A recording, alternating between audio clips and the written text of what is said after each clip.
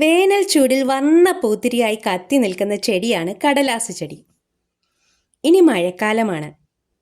ഈ സമയത്ത് നമ്മൾ വളരെ കെയറിങ് കൊടുക്കേണ്ട ഒരു ചെടിയാണിത്. മഴക്കാലം കടലാസ് ചെടിയുടെ വളർച്ചാകാലമാണ്.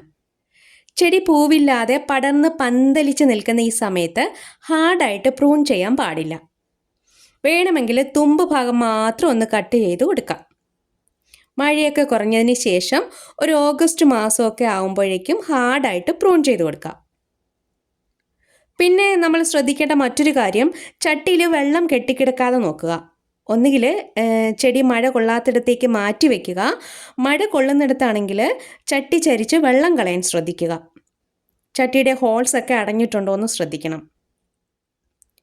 പിന്നെ ചെടിയിലെ പൂക്കളും ഇലകളും കൊഴിഞ്ഞു വീണ് അത് അവിടെ കിടന്ന് അഴുകി ചെടി ചീഞ്ഞു പോകാൻ സാധ്യതയുണ്ട്.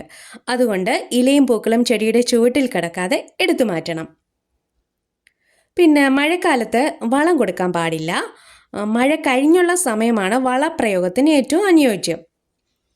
മഴക്കാലം കഴിഞ്ഞ് ചെടി ഹാർഡായിട്ട് പ്രൂൺ ചെയ്ത് വളമൊക്കെ കൊടുത്ത് സെറ്റാക്കി നിർത്താം. പിന്നീട് പുതിയ തളിർപ്പൊക്കെ വന്ന് പൂവിട്ട് തുടങ്ങിക്കോളും.